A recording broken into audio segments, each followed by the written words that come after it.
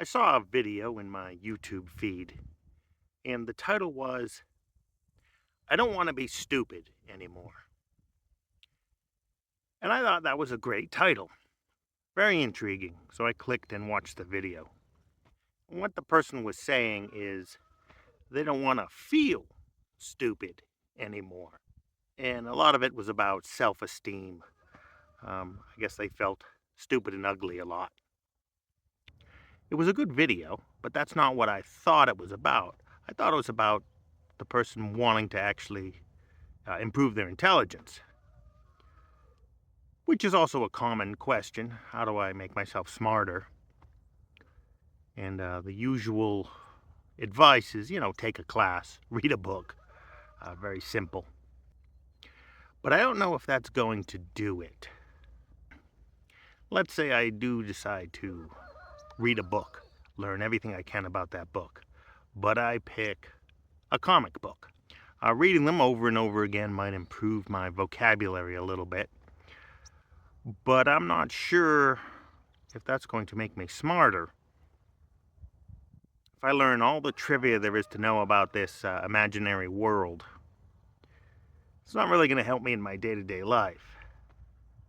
Might impress a few select people, but otherwise I'm right where I started. And if you want to be smarter or just feel smarter, you don't want to be tricked anymore or make bad decisions anymore, I would recommend first learn a little bit of logic. Just classical logic. You don't have to go far into it. It is pretty challenging, but even just the first chapter of the first course will take you pretty far if you apply it correctly.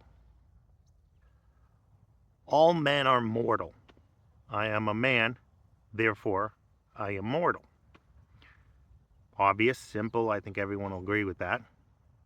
But you can do more with such a simple statement. If you said, well, Wolverine is immortal, well, there's two things you can do with that.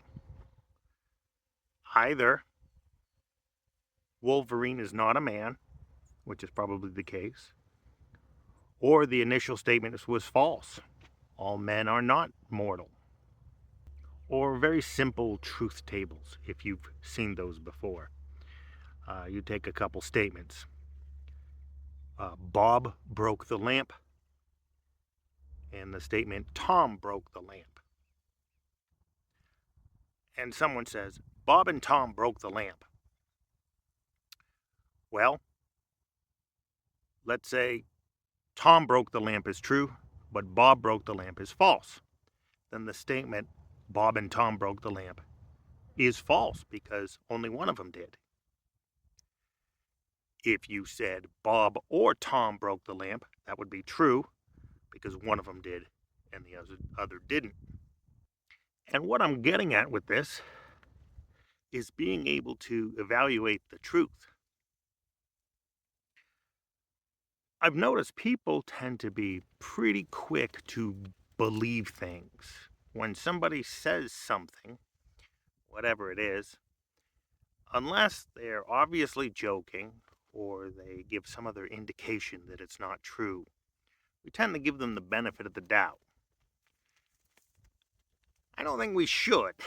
I think that confuses the issue a lot. I think more often than not, people are not telling the truth. Of all the things people say, not all of it is true, and certainly not enough of it is true to make benefit of the doubt our default position.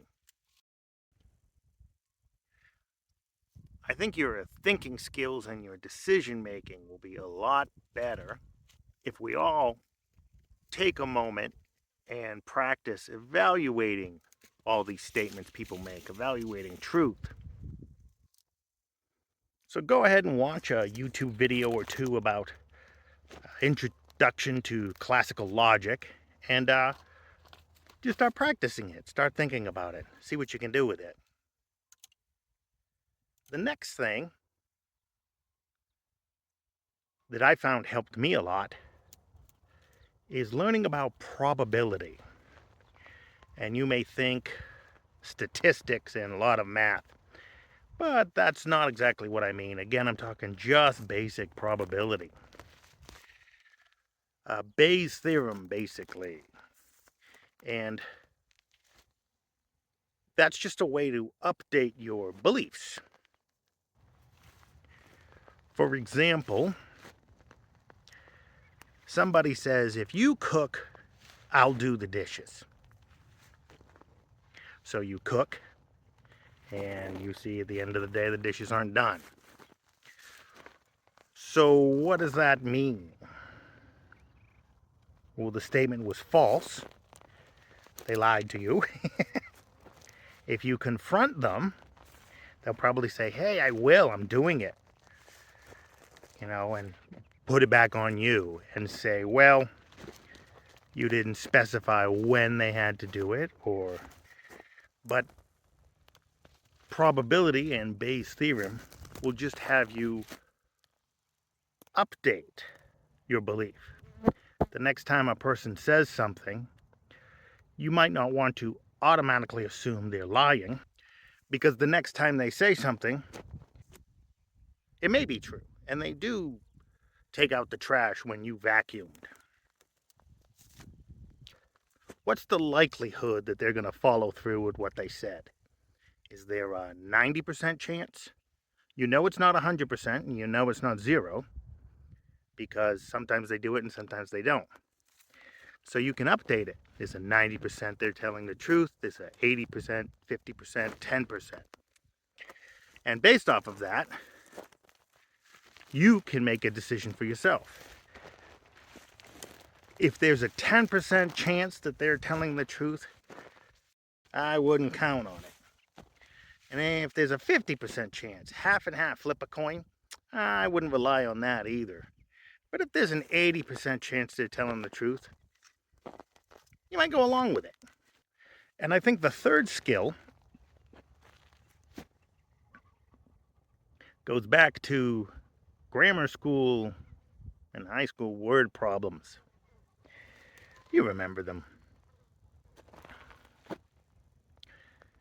If a train leaves New York and travels 50 miles an hour heading to Chicago, and another train is heading from Chicago to New York, traveling 100 miles an hour, now the conductor of the New York train is wearing a red shirt. Where do they meet? Well, that little bit of extra information there was trying to trick you. It's got nothing to do with it. I guess you can call it critical thinking. People throw that word around a lot. They don't really tell you what it means or how to do it. There are other techniques, of course, but just these few simple steps, just one technique of critical thinking will get you pretty far. And it'll improve your self-esteem as well. As you get better at spotting liars and manipulators, you're going to get a lot more confident. And that's it. That other video had such a great title, it inspired me to make this one, and I just had to share it with you all. Thanks for watching. Please like and subscribe if you enjoyed this video. I'll see you in the next one.